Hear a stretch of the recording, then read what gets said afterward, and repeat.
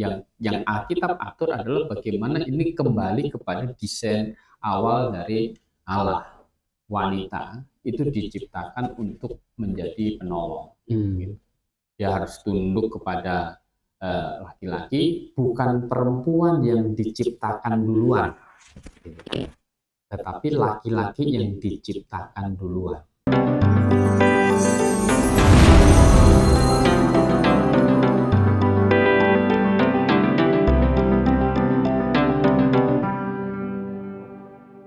Sekarang kita masuk ke bagian ketiga, Pak, tentang bagaimana Alkitab mengatur perempuan posisinya di tengah-tengah jemaat. Kemarin Pak Kurnia juga sempat bahas bahwa jabatan-jabatan yang memiliki posisi mengajar jemaat itu memang Alkitab tidak memperkenankan perempuan untuk memiliki posisi itu atau mengemban jabatan itu. Dan lagi juga hukum Alkitab tentang bagaimana mengatur keluarga itu tidak boleh bertentangan dengan Tuhan mengatur jemaat. Oke. Tapi bicara tentang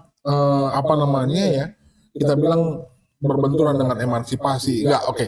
Saya skip dulu kata itu, tetapi bagaimana kira-kira Alkitab bisa menempatkan posisi perempuan dalam dalam ukuran yang pas sehingga benar-benar cocok dengan Alkitab. Karena saya lihat begini, jabatan satu pun dia tidak punya. Artinya dalam jemaat. Iya, artinya seolah-olah kayaknya Tuhan pilih kasih nih. Tuhan lebih sayang sama laki-laki daripada sama perempuan.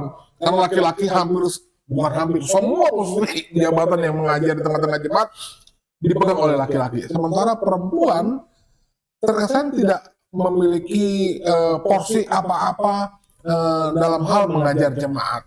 Lalu bagaimana Alkitab menempatkan perempuan ini di tengah-tengah jemaat dalam dalam aturan yang proporsional?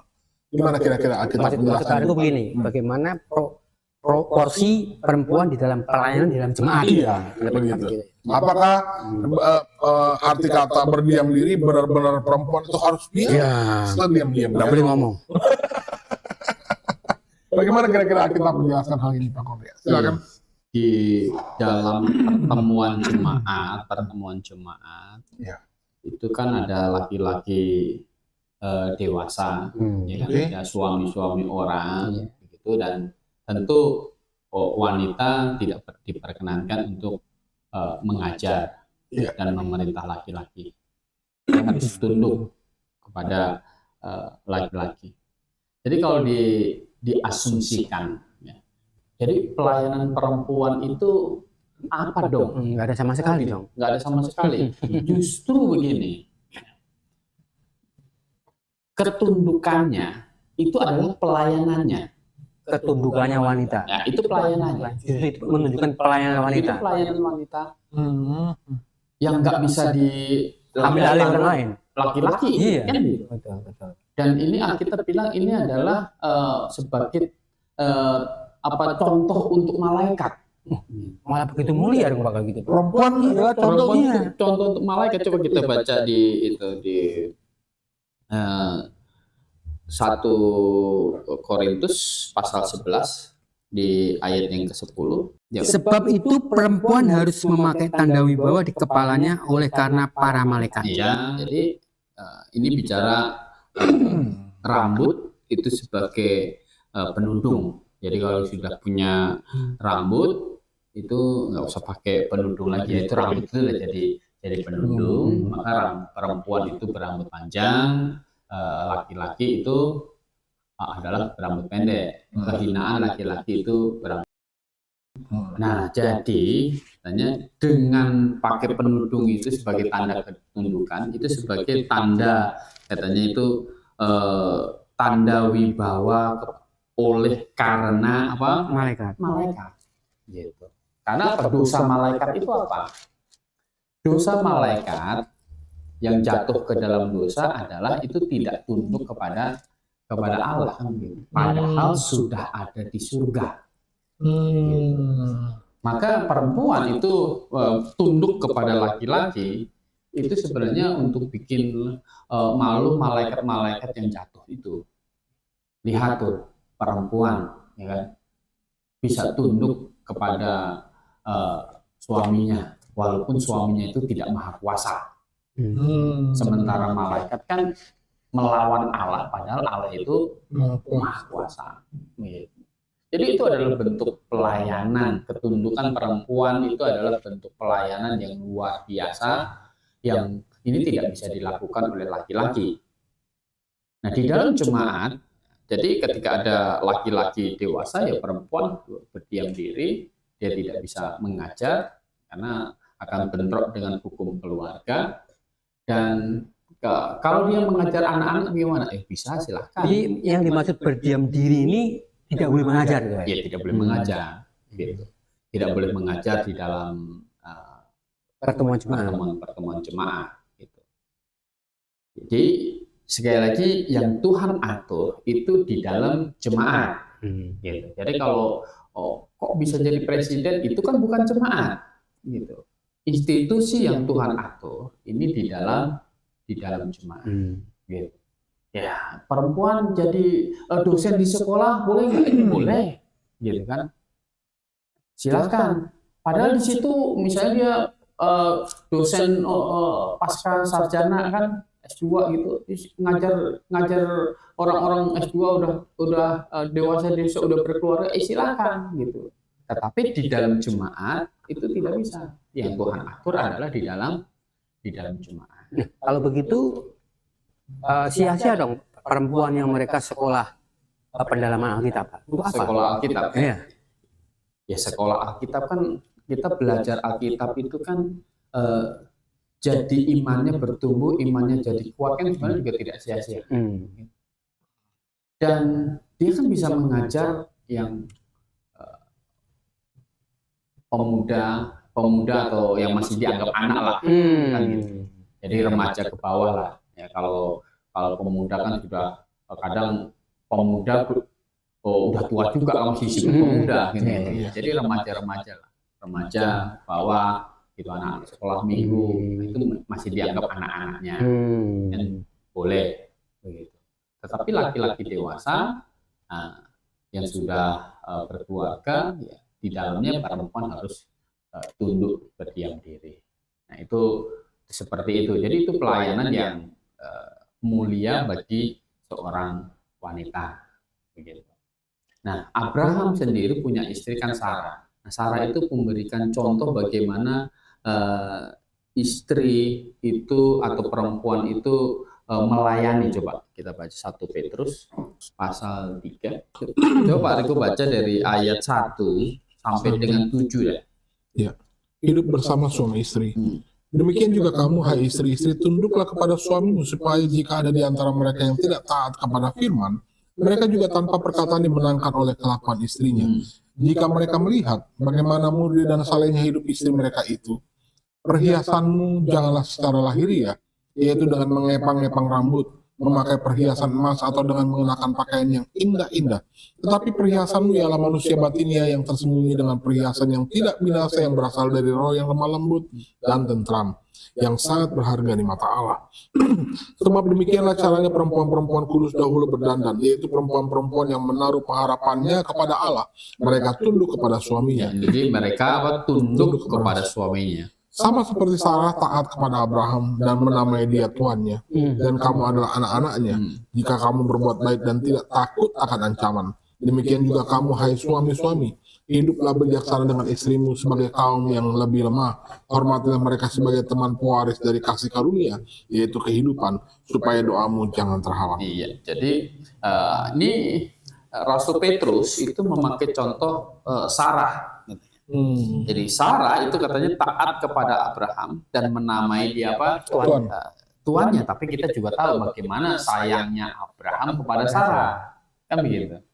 Ide untuk poligami, mengambil Hagar, itu kan bukannya idenya bukan ide Abraham, Sarah. Itu idenya Sarah sendiri, begitu. Karena ketakutan tidak punya anak. Betul. Nah, jadi bukan idenya Abraham mau menduakan Sarah, tidak. Dan juga bukan perintah Tuhan.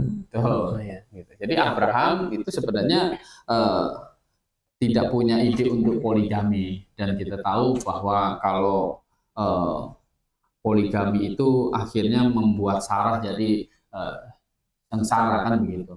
Sarah sakit hati, gitu. Ya dihina begitu, ya yang tadinya nyonya jadi kayak hamba dibuat jadi begitu. Jadi setelah poligami Sarah sakit hati sekali. Gitu. Nah, jadi betapa sayangnya Abraham dengan Sarah, karena Sarah juga begitu tunduk dengan Abraham. Dan katanya di sini gini, dan kamu adalah anak-anaknya. Gitu. Kenapa? Karena kan kalau kita mengikuti iman Abraham, gitu, kan kita kan diselamatkan juga karena iman. Gitu. Nah, kalau kita punya iman yang sama, berarti kita juga harus ngikutin contoh hidupnya Abraham ini. Nah, Sarah, ya perempuan-perempuan mengikuti contoh hidupnya Sarah. Gitu. Jadi kalau ditanya, kalau begitu bagaimana dengan emansipasi wanita? Gitu. Jadi kalau emansipasi wanita dalam kekristenan itu adalah kembali kepada desain awal Alkitab. Gitu. Iya. Kalau waktu zaman era Kartini kan sebenarnya kan penindasan kepada wanita, gitu. Maka adalah emansipasi wanita. Nggak bisa sekolah, kan gitu. Pokoknya jadi seperti nggak ada haknya, itu nomor dua kan, gitu kan. Nah, jadi kita juga nggak setuju begitu. Yang Alkitab atur adalah bagaimana ini kembali kepada desain awal dari Allah. Wanita itu diciptakan untuk menjadi penolong. Gitu. Dia harus tunduk kepada laki-laki, bukan perempuan yang diciptakan duluan, gitu. Tetapi laki-laki yang diciptakan duluan. Ini kan nggak bisa diganggu gugat, gitu kan? Mau sepintar apapun kalau dia berumah tangga, maka di dalam rumah tangga tetap dia harus tunduk kepada suaminya. Begitu. Nah, siap tidak kan begitu. Jadi kalau menjadi perempuan Kristen harus siap tunduk kepada suami. Dan apalagi di dalam gereja, gitu, tidak boleh ada mengajar dan memerintah laki-laki di dalam pertemuan-pertemuan jemaat. Berarti kalau begitu perempuan ini kalau di dalam jemaat dia bolehlah mengajar kepada anak-anak. Kemudian memain musik. Betul. Yang sifatnya tidak Memimpin, mengajar dan memerintah laki-laki, gitu. Nah, kalau di dalam rumah tangga, gitu kan, kasih pendapat boleh tidak? Ya boleh, kan gitu.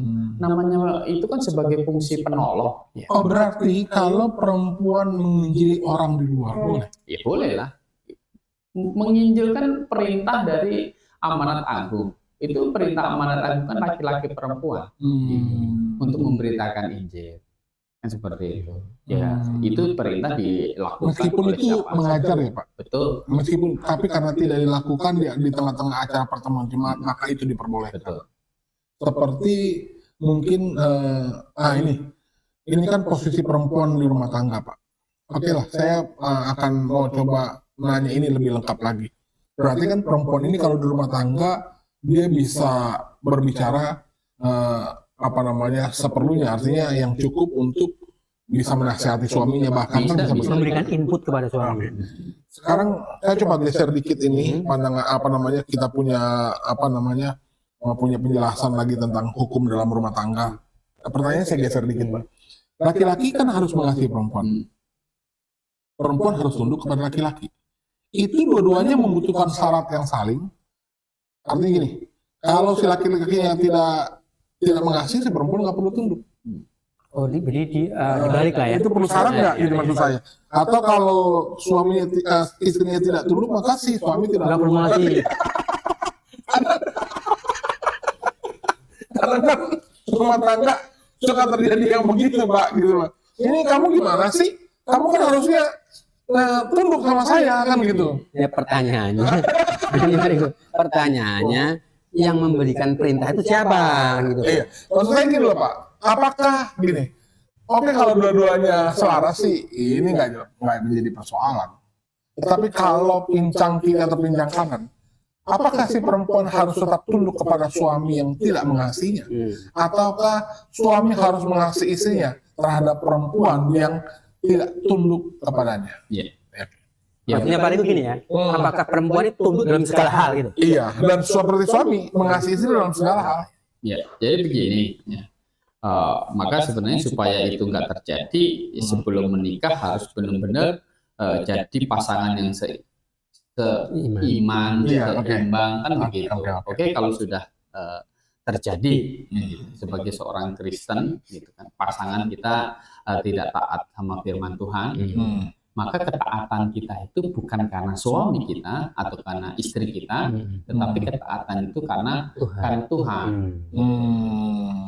Justru yang kalau kita baca 1 Petrus 3 tadi kan gitu tentang perempuan yang tunduk tadi, ayat 1-nya itu bilang gini, 1 Petrus 3 ayat 1, demikian juga kamu hai istri-istri tunduklah kepada suami supaya jika ada di antara mereka yang tidak taat kepada firman, mereka juga tanpa perkataan dimenangkan oleh kelakuan istrinya. Jadi ya laki-laki mengasihi istri itu karena Tuhan, karena ketaatan kepada Tuhan.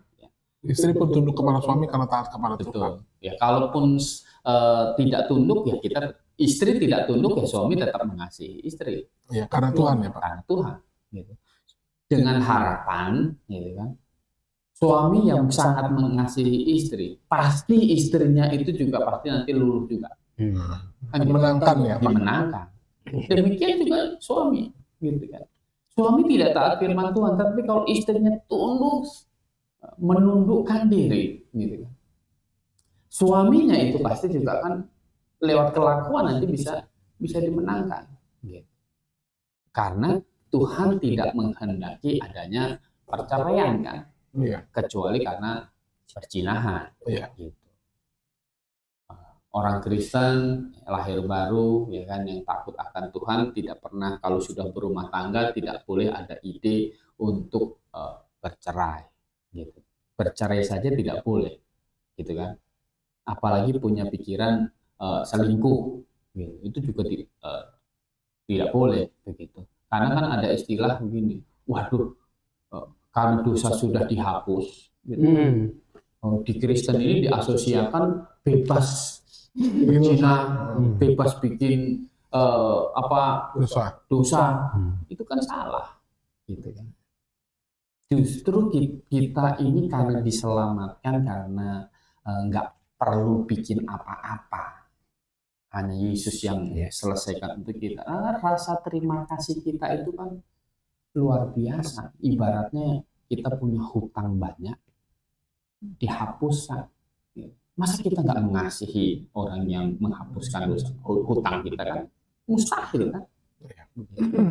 Jadi emansipasi yang diterapkan di dalam kekerasan emansipasi yang di luar jemaat Pak ya. Maksudnya gini, jadi emansipasi bagus kalau diterapkan di luar jemaat. Misalnya perempuan mau jadi presiden lah, mau jadi dokter lah, mau jadi pemimpin lah, itu silakan. Tapi di dalam pertemuan jemaat itu kembali kepada hukum ide Allah untuk perempuan. Bahkan presiden perempuan kalau dia takut sama Tuhan harus tunduk kepada suami meskipun dia presiden. Betul. Jangan mentang-mentang dia presiden. Negara saya atur, kamu juga harus tunduk. Di dalam jemaat juga dia tidak bisa mengajar dan memerintah. Meskipun dia pemerintah negara ya Pak. Meskipun dia pemerintah di dalam jemaat dia harus menunduk. Kan ada contohnya kemarin. Contohnya siapa? Presiden siapa? Amerika yang dibaptis ulang, yang dibaptis. George Washington. Nah, ini satu contoh kan seorang presiden gitu kan. Dia mau tunduk kepada Alkitab. Ya, jadi kepada Tuhan itu harus nomor satu di atas semuanya. Nah, itu orang yang sudah betul-betul diselamatkan itu seperti itu. Gitu.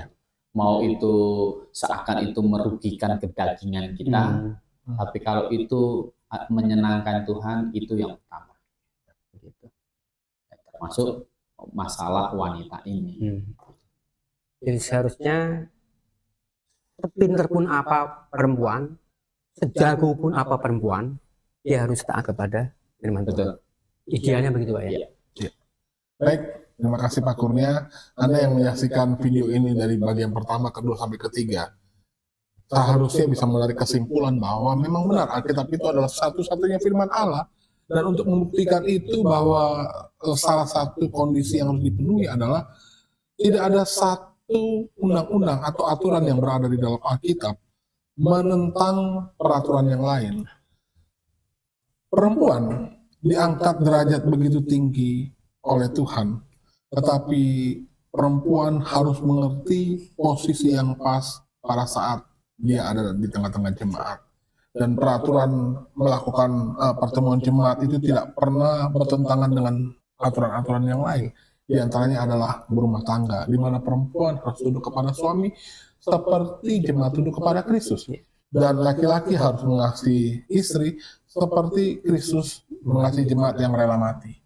Jadi setiap penjelasan di dalam Alkitab tidak pernah bertentangan satu sama lain. Dan tidak ada satu hal pun yang ada di dalam Alkitab itu yang saling bertentangan. Membuktikan bahwa Alkitab ini adalah satu-satunya firman Tuhan. Terima kasih Pak Kurnia, terima kasih Pak Yus yang sudah memberikan penjelasan dan menemani saya malam hari ini. Pujilah segala sesuatu dan peganglah yang baik.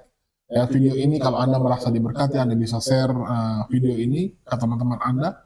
Dan kalau Anda ingin mendukung kami, Anda bisa subscribe supaya kalau kami upload video-video baru akan ada notifikasi yang muncul di device Anda. Terima kasih, selamat malam dan salam Maranatha.